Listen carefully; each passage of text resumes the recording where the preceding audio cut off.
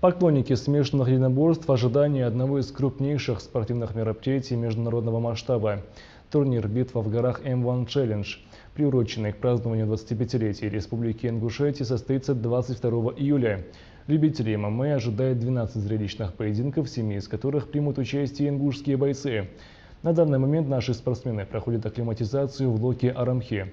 В главном бою турнира за титул чемпиона М1 Challenge в легчайшем весе поборются обладатели временного чемпионского пояса, не знающий поражений Маусар Евлоев, и действующий чемпион Павел Ветрук. Сейчас на месте проведения турнира идут приготовления.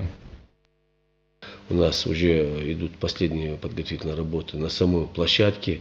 Задействованы все министерства, ведомства, которые будут обслуживать наш чемпионат. Это, я говорю, по линии МЧС, Министерство здравоохранения, администрация районов.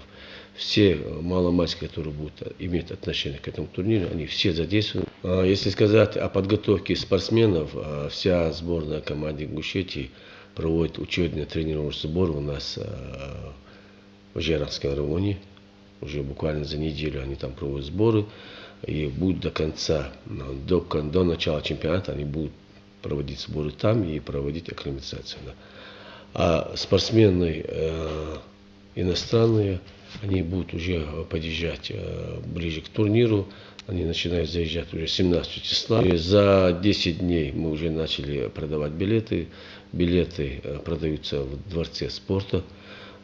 Сейчас установка дана председателю правительства, чтобы мы реализовали билеты и в Сунжинском районе, и в Малгемском районе. Вот эту сейчас работу мы будем проводить. Это уже 6-й турнир, так что проведение опыта у нас есть. Никаких проблем с этим у нас пока не должно быть. Приглашаем всех зрителей нашей республики, гостей. Будет зрелищное спортивное мероприятие, потому что за бой пояса дерется наш земляк. Так что, пользуясь случаем, приглашаю всех любителей спорта.